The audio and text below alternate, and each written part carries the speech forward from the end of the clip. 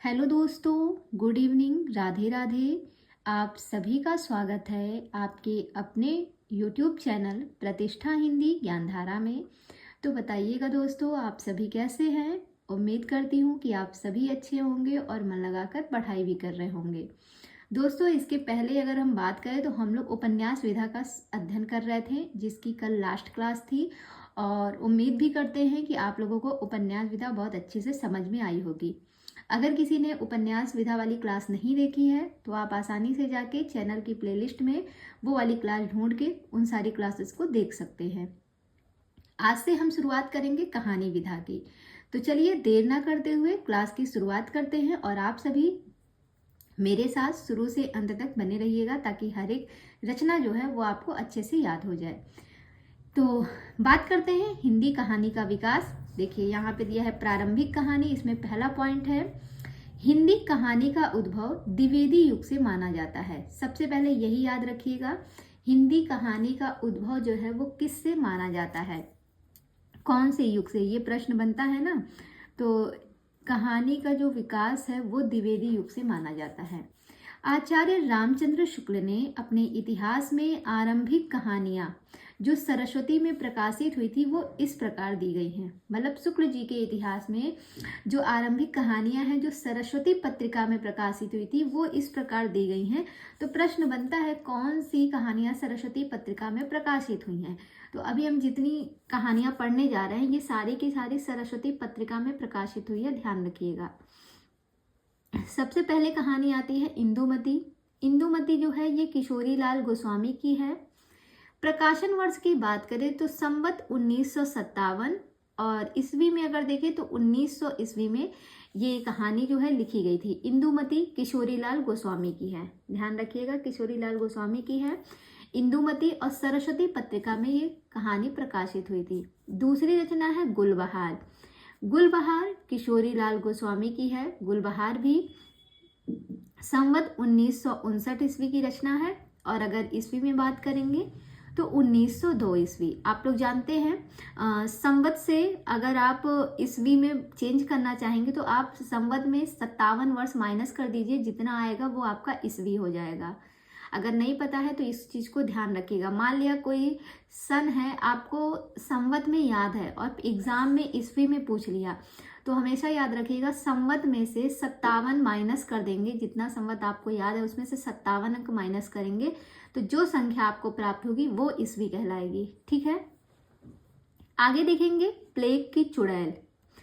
Plague की चुड़ैल भगवान दास की है, संवत 1959 की है और ईस्वी में बात करेंगे तो 1902 ईस्वी की है। देखिए जब किसी को चुड़ैल पकड़ती है तो लोग क्या करते हैं, लोग किसके पास जाते हैं, भगवान के पास जाते हैं ना। जब किसी को चुड़ैल पकड़ लेती है, जैसे आप ये आपस में देखिए, निजी जिंदगी में देखिए, कुछ लोगों के ऊपर रहता है भूत प्रेत का साया, लोग बोलते हैं।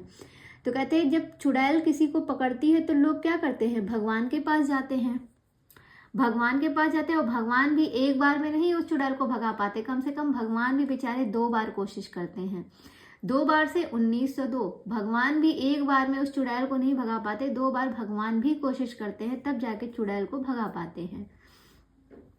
आगे है 11 वर्ष का समय। रामचंद्र शुक्ल की रचना है, संवत 1660 ईस्वी में लिखी गई और अगर ईस्वी में बात करेंगे तो 1603। तो आप जानते हैं कि जो राम जी थे वो 14 वर्ष के लिए वनवास गए थे, तो यहाँ पे लिखा है 11 वर्ष का समय। तो आप कहेंगे नहीं, राम जी तो 14 के लिए गए थे तो 11 में कितना हम जोड़ दें, 3। 11 में अगर हम 3 जोड़ दें तो हो जाएगा 14 वर्ष ना। तो 14 वर्ष का समय जो है कौन बिताया था, राम जी बिताए थे। तो इससे जो है हम इनका जो है कहानीकार को याद कर लेंगे और दूसरा इनका समय भी याद हो जाएगा। भाई 11 वर्ष का समय है, रामचंद्र शुक्ल ने मतलब ये कहानी लिखी है, लेकिन आपको पता है राम जी 14 साल के लिए गए थे, तो अगर 11 में आप 3 जोड़ देंगे तो इनका प्रकाशन वर्ष निकल आ जाएगा। ये क्लियर हो गया। फिर है पंडित और पंडितानी। इनकी जो मतलब ये पंडित और पंडितानी जो कहानी है ये गिरिजा दत्त वाजपेयी की है। इनका समय है 1960, मतलब संवत 1960 और ईस्वी में 1903 ईस्वी में ये रचना लिखी गई।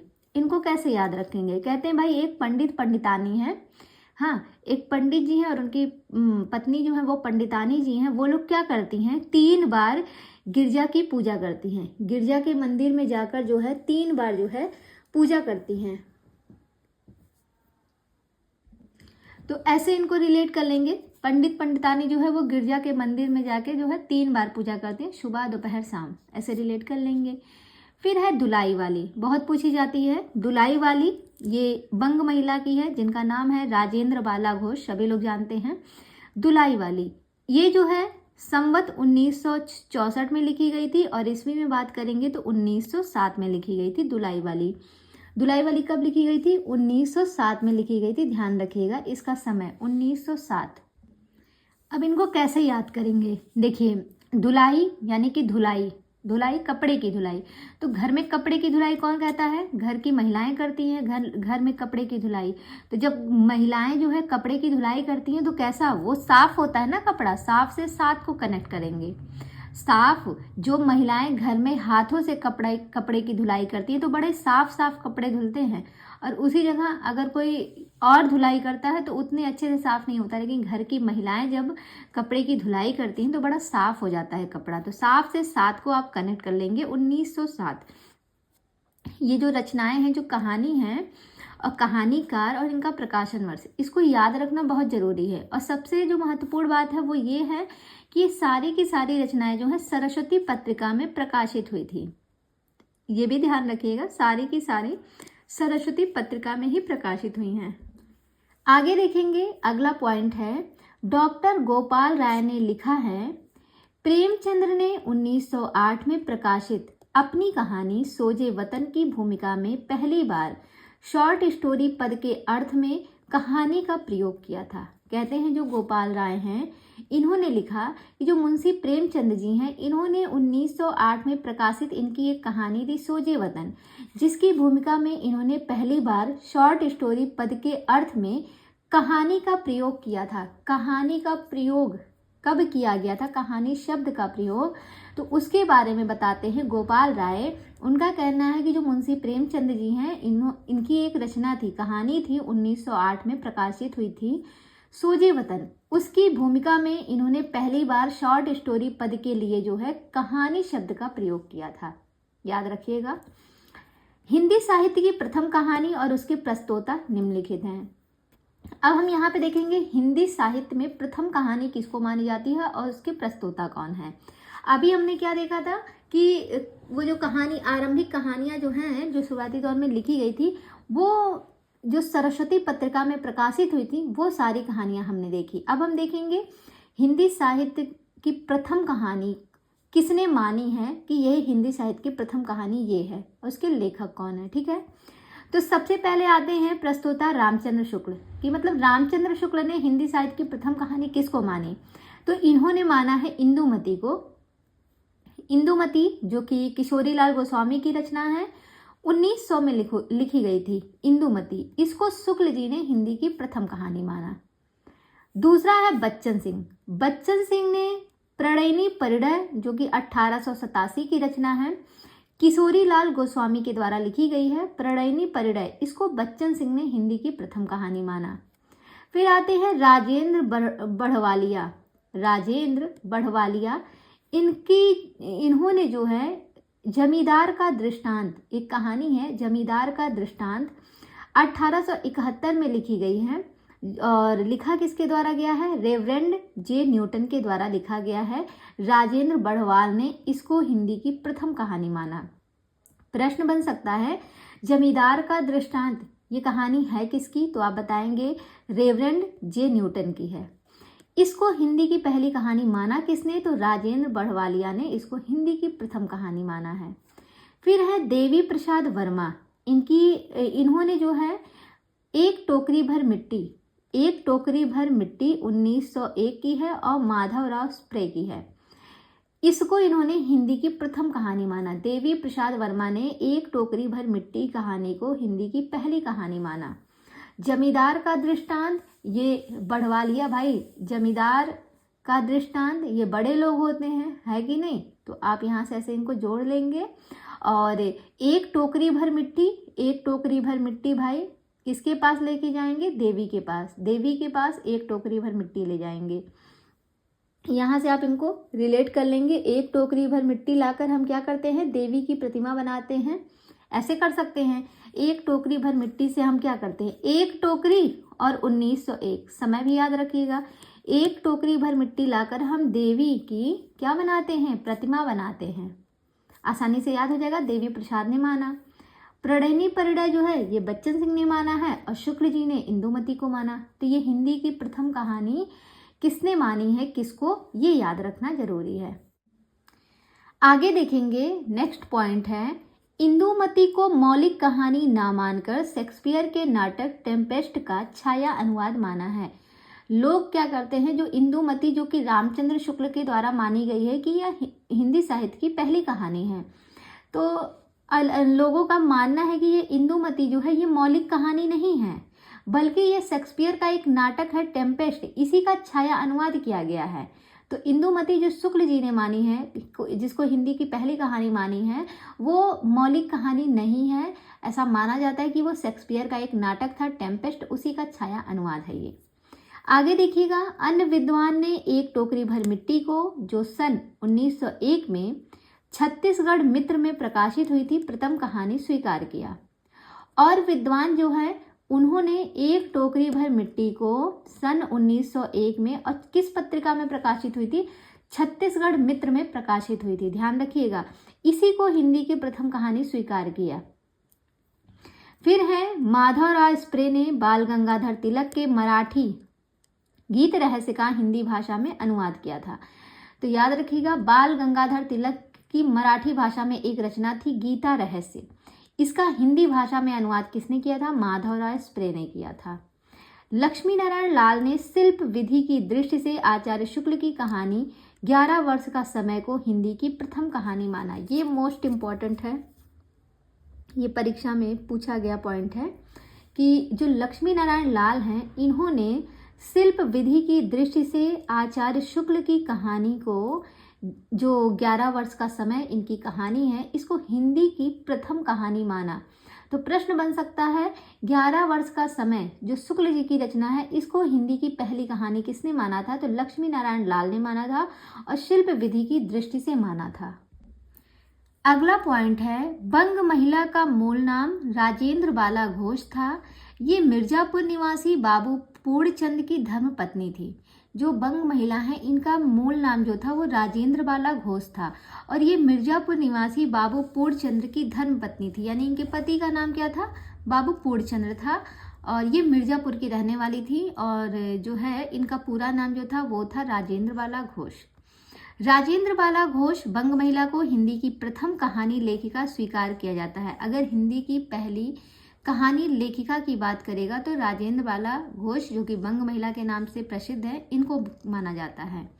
राजेंद्र बाला घोष बंग महिला की कालक्रमानुसार प्रकाशित कहानियां निम्नलिखित हैं। पहला है चंद्रदेव से मेरी बातें 1904, कुंभ में छोटी बहू 1906, दुलाई वाली 1907 और दालिया 1909 की है।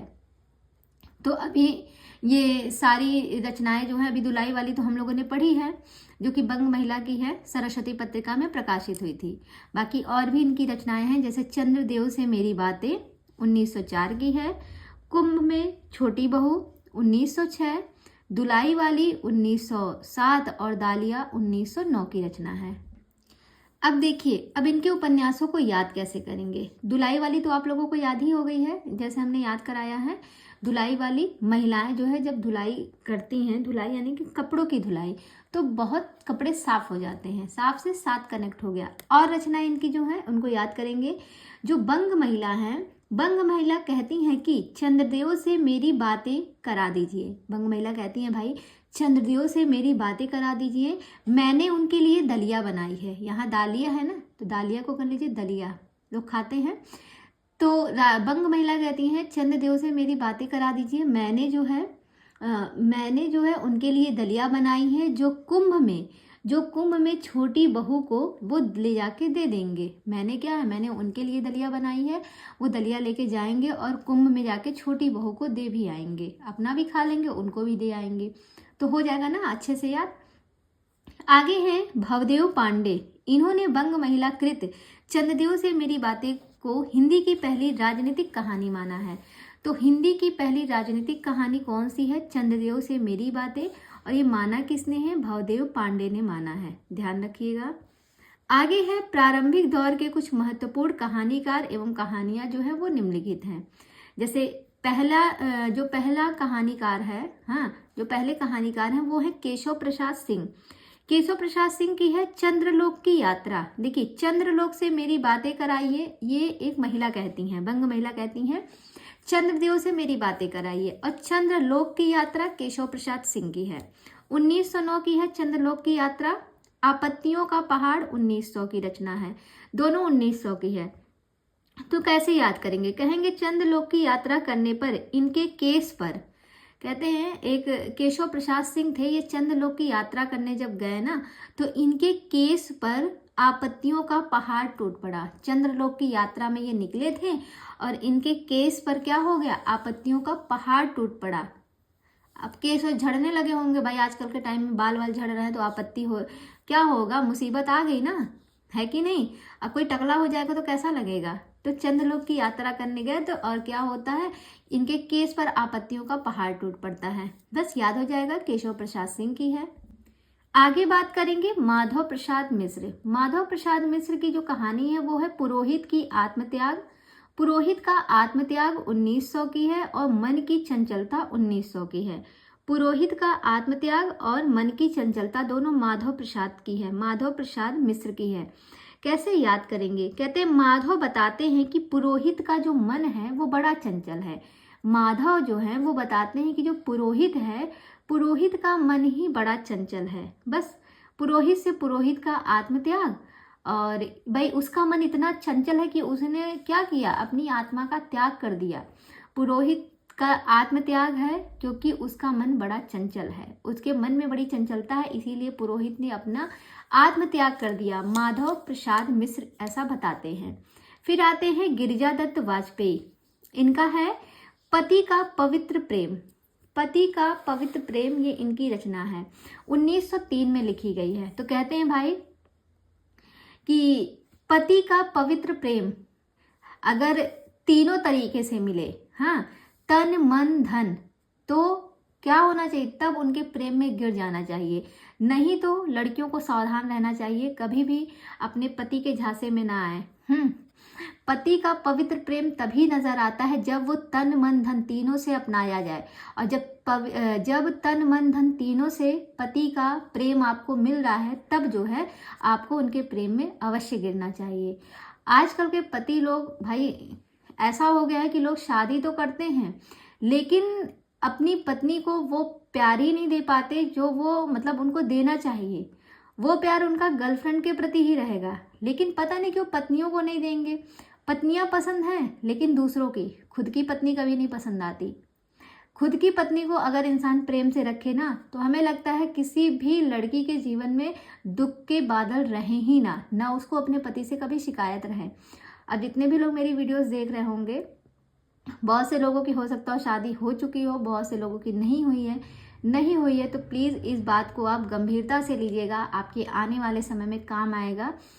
पत्नी अगर आप उनको प्रेम से रखेंगे तो बहुत अच्छी चीज़ है, लेकिन आप लोग क्या होता है कि ये सोच के बैठ जाते हैं ये तो शादी हो रही है, ये तो कहाँ जाएंगी, आएंगी ही हमारे घर में, हमें छोड़ के तो जाएंगी नहीं।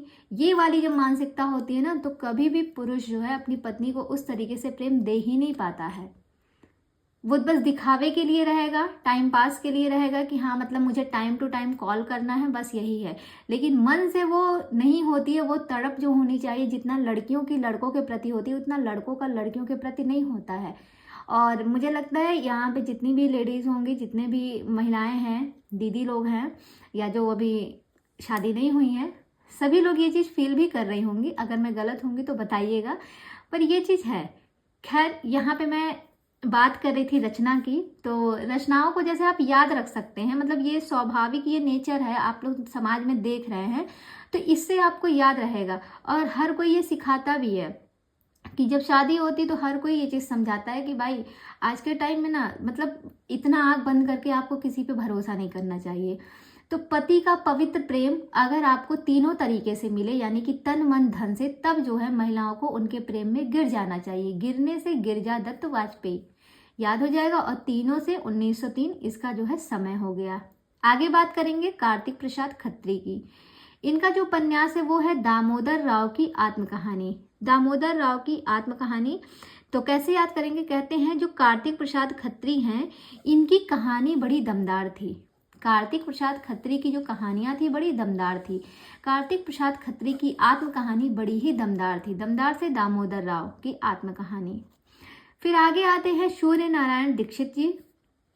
इनकी जो रचना है वो है चंद्रहास का अद्भुत आख्यान। 1906 में लिखा गया है। चंद्रहास का अद्भुत आख्यान सूर्य नारायण दीक्षित के द्वारा जो है लिखा गया है, ध्यान रखिएगा। अब इनको कैसे याद करेंगे, एक तरफ है चंद्रहास, एक तरफ है सूर्य नारायण। तो सूर्य और चंद्र, सुबह सूर्य निकलता है, शाम को चंद्र।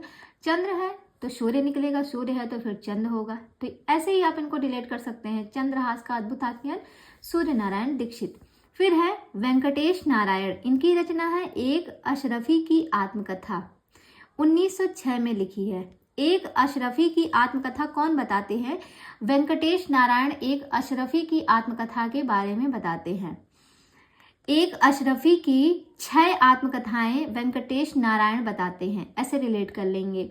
फिर आते हैं वृंदावन लाल वर्मा। इनकी रचना है राखी बंद भाई, 1909 की है। तातार और एक वीर राजपूत, तातार और एक वीर राजपूत, 1910 ईस्वी की है। अब इनको कैसे याद करेंगे, देखिए आप जानते हैं कि द्रौपदी के चीरहरण में तातार लगी हुई थी, लोगों की तातार लगी हुई थी, लेकिन कोई भी उनको बचाने नहीं आया था। कौन आया था, केवल एक वीर आए थे, केवल एक वीर पुरुष आए थे, जो कि थे भगवान श्री कृष्ण जी। एक ही वीर राजपूत आए थे जो किसको बचाए थे, द्रौपदी के आगे उसके चीरहरण को बचाने आए थे। और उसके बाद से जो है उन्होंने अपने उनको भाई बनाया और उनकी कलाई पर जो है राखी बांधी, वही कपड़े से बांधा कि जब मेरी रक्षा आपने की थी, ठीक है। तो राखी बंद भाई, राखी बांधा अपने भाई को, तातार लगी हुई थी, उसमें से एक राजपूत आता है। हाँ, और कृष्ण जी का संबंध वृंदावन से है कि नहीं, वृंदावन से ही तो कृष्ण जी का संबंध है। तो इनको आप यहाँ से कनेक्ट कर सकते हैं, यानी कि वृंदावन लाल वर्मा, वृंदावन में जो है तातार लगी हुई थी और उसमें से एक वीर निकल के आता है और राखी बंद भाई, मतलब राखी जो बांधने की जो मतलब जो त्यौहार मनाया जाता है वो यहीं से तो स्टार्ट हुआ था। जब कृष्ण जी ने अपनी बहन की रक्षा की थी तो बहन ने उनकी कलाई पर राखी बांधा था, तब से ये जो है त्यौहार मनाया जाता है। तो आप उस स्टोरी से इस रचना को कनेक्ट करे रहेंगे तो आपको हमेशा याद रहेगा।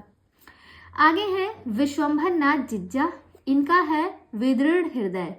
विदृढ़ हृदय जो है, तो जिज्जा जो है, जो जिज्जा लोग होते हैं इनका हृदय कैसा होता है, विदृढ़ हृदय होता है।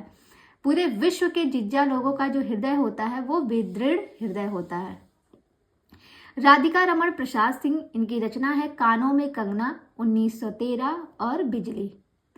कानों में कंगना 1913 की है और बिजली है, दोनों राधिका रमण प्रसाद सिंह की है। तो कहते हैं राधिका, राधिका तेरा कानों में कंगना बिजली गिरा रहा है। जैसे कुछ लोगों के कानों में जो इयररिंग्स वगैरह पहनती है बहुत अच्छी लगती है, तो ऐसे कहते हैं राधिका, राधिका नाम की कोई लड़की कहती है राधिका तेरा कानों में कंगना, 13 से 1913, तेरा कानों में जो कंगना है वो बिजली गिरा रहा है। बिजली से बिजली हो जाएगी इनकी रचना। तो राधिका तेरा कानों में कंगना जो है वो लोगों पर बिजली गिरा रहा है, यानी कि सुंदर लग रहा है, रिलेट कर लेंगे। फिर आते हैं विश्वंभर नाथ शर्मा। इनकी रचना है रक्षाबंधन, 1913। तो रक्षाबंधन जो है ये 1913 का है। कह सकते हैं रक्षाबंधन तेरे यहाँ नहीं होता क्या, विश्व में तो होता है। कोई लड़की पूछ रही है रक्षाबंधन तेरे यहाँ नहीं होता क्या, पूरे विश्व में तो होता है भाई रक्षाबंधन, तो रक्षाबंधन तेरे यहाँ नहीं होता। केवल रक्षाबंधन किसकी है, विश्वंभर नाथ शर्मा की है। तो इसको ऐसे याद करेंगे, रक्षाबंधन तेरे यहाँ, तेरे से 1913, तेरे यहाँ नहीं होता क्या, पूरे विश्व में तो होता है, तो तेरे यहाँ क्यों नहीं होता। और राखी बंद भाई वृंदावन, राखी बांधा अपनी भाई को कहाँ पे, वृंदावन में, याद हो जाएगा। फिर आते हैं, अगला पॉइंट है गिरिजा कुमार घोष हिंदी में लाला पार्वती नंदन नाम से कहानी लिखते थे। जो गिरिजा कुमार घोष थे वो हिंदी में क्या करते थे, लाला पार्वती नंदन नाम से कहानी लिखते थे। इनकी प्रमुख कहानियां निम्नलिखित हैं। एक के दो दो, मेरा पुनर्जन्म। आप जानते हैं गिरिजा जो है ये जो है पार्वती जी का पर्यायवाची है और पार्वती के नंदन थे। पार्वती के 2 पुत्र थे ना, है कि नहीं? 2 पुत्र थे तो आप उनसे रिलेट कर सकते हैं। एक गणेश जी थे, एक कार्तिकेय जी थे। तो गिरिजा कुमार घोष जो है वो हिंदी में जब कहानी लिखते थे तो पार्वती नंदन, तो यहाँ से तो ये समझ में आ गया गिरिजा पार्वती। अब पार्वती नंदन नाम से कहानी लिखते थे और इनकी कहानियां क्या थी, एक के दो दो, यानी कि इनके 2 पुत्र थे। इनकी एक रचना है, इनकी है एक के दो दो, यानी कि इनके 2 पुत्र थे। एक थे कार्तिकेय और दूसरा कौन था, गणेश जी थे। फिर है मेरा पुनर्जन्म। तो भाई पार्वती का पुनर्जन्म होता है ना, पुनर्जन्म होता है। फिर उसके बाद इनके 2 पुत्र होते हैं, गणेश जी और कार्तिक जी। तो याद हो जाएगा ना, कार्तिकेय और गणेश। एक के दो दो, यानी कि इनके 2 पुत्र हुए और मेरा पुनर्जन्म भी हुआ था। तो ये रचना अगर देखा जाए तो पार्वती जी के नाम से आप इनको याद रख सकते हैं और आसानी से आपको याद भी रहेगा। तो ये थी कुछ कहानियां। इसके बाद जो है हम लोग प्रेमचंद्र युग में चल रहे हैं। प्रेमचंद युग के बारे में हम कल की क्लास में देखेंगे। अभी आज हमने शुरुआत की है तो थोड़ा सा दिक्कत हो रही है, पता नहीं क्यों, अजीब सा, मतलब ज़्यादा देर मैं बोल नहीं पा रही हूँ, गले में दिक्कत हो रही है। तो मैंने सोचा कि आज इतना ही मैं रखती हूँ और कल थोड़ा सा गला सही हो जाए तो प्रेमचंद युग से जो है कल की क्लास में हम देखेंगे। आज अभी हमने इतना पढ़ा कि कौन सी कहानी किसके द्वारा लिखी गई थी और किसको हिंदी की पहली कहानी मानी गई है, जो कि इम्पॉर्टेंट भी है और यहाँ से परीक्षा में प्रश्न आपको जरूर देखने को मिलेगा। तो कहानी की शुरुआत हो गई है। जितने भी लोग कहानी विधा में नहीं पढ़ पाए हैं कहानी विधा को अच्छे से, वो मेरे चैनल को ज्वाइन करके मेरे साथ साथ जो है 1 हफ्ते में अपना कहानी का टॉपिक क्लियर कर सकते हैं, ठीक है। तो जिनको भी ज़रूरत होगी आप लोग प्लीज़ वीडियो को ज़रूर शेयर कर दिया कीजिएगा अपने दोस्तों में, ताकि वो लोग भी देखें और उनका भी फ़ायदा हो। और अगर आपको ये क्लास पसंद आई है तो कमेंट करके ज़रूर बताइएगा क्लास आपको कैसी लगी। बाकी मिलते हैं कल, हम प्रेमचंद युग को देखेंगे और तब तक के लिए बाय बाय, टेक केयर।